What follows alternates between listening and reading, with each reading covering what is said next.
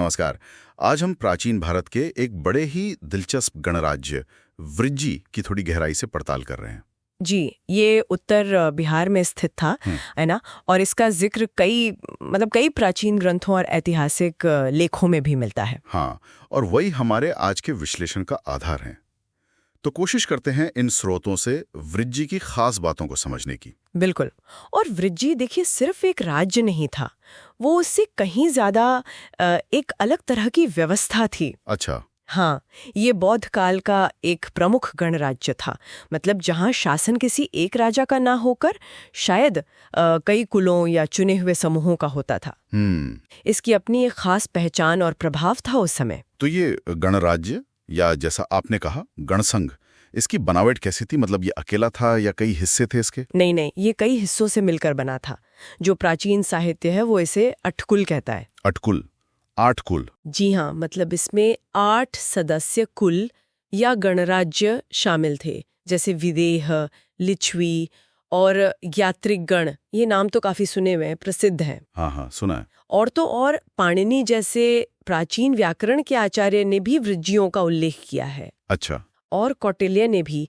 उन्होंने अर्थशास्त्र में वृज्जिकों और लिच्छविकों को अलग अलग बताया है, लेकिन उनके एक साथ होने वाले संघ, जिसे वो संघ वृत्त कहते हैं, उसकी शक्ति का जिक्र भी किया है। हाँ, और उन विश्लेषणों से ये बात उभरती है कि ये सिर्फ नाम का संघ नहीं था, मतलब एक असली राजनीतिक और शायद सैन्य गठबंधन भी था। बिल्कुल।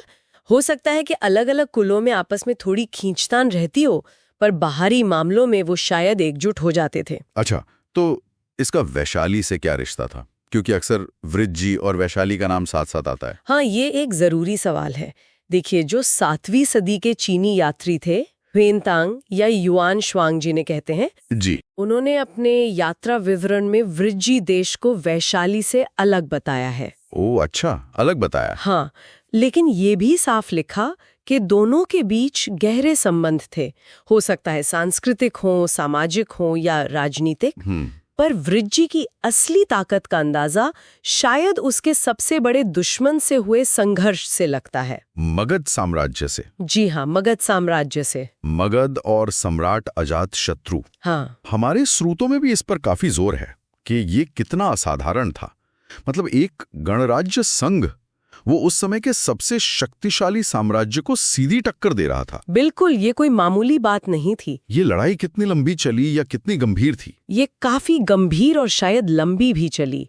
इसका हमें काफी अच्छा वर्णन महत्वपूर्ण बौद्ध ग्रंथों में मिलता है, जैसे महावग्ग है, महापरिनिब्बान सुतंत्र है। अच्छा। स्थिति इतनी तनावपूर्ण थी कि मगध सम्राट अजातशत्रु को अपने 2 बहुत काबिल मंत्री सुनिध और वर्षकार, हाँ, उनका नाम आता है। उनको पाटलीग्राम, जो बाद में पाटलिपुत्र बना, आज का पटना, जी, वहां खास तौर पर एक मजबूत किला बनवाने का आदेश देना पड़ा था। किला क्यों?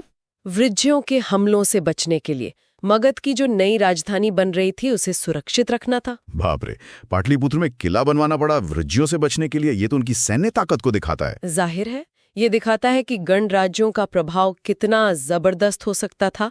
हम अक्सर साम्राज्यों की ही बात करते हैं। सही कहा, अक्सर उन्हें कम करके आंका जाता है।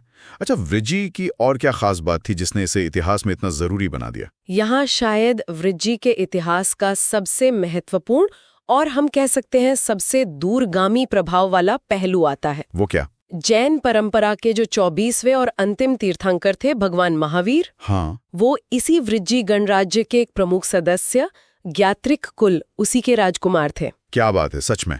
भगवान महावीर ज्ञात्रिक कुल से। जी हाँ, अरे वाह, ये तो बहुत ही बड़ी बात है।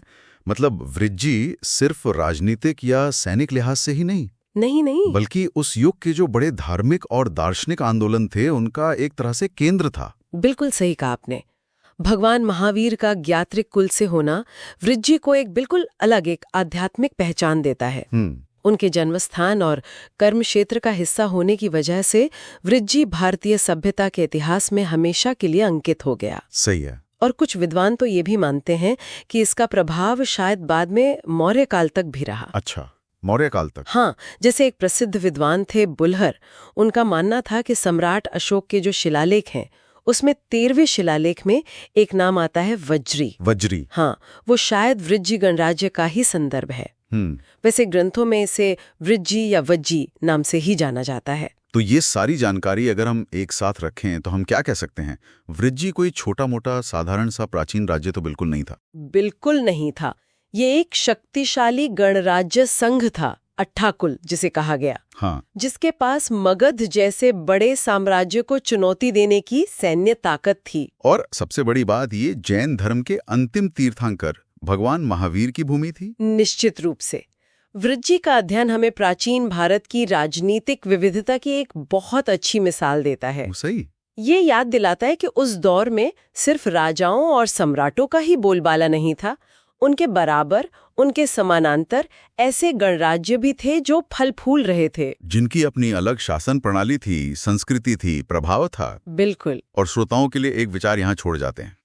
सोचिए, अगर इतिहास का पहिया थोड़ा अलग घूमता और मगध के विस्तार की जगह वृज्जी जैसा शक्तिशाली गणराज्य संघ उस इलाके की प्रमुख राजनीतिक शक्ति बन जाता, तो प्राचीन भारत से लेके आज तक का इतिहास, उसका स्वरूप कितना अलग हो सकता था। गुजारिश है, अगर वीडियो अच्छी लगी हो तो लाइक करें, शेयर करें और सब्सक्राइब जरूर करें। और हाँ, बेल आइकॉन दबाना ना भूलें। हाँ, ताकि नए वीडियो सबसे पहले आप तक पहुंचे।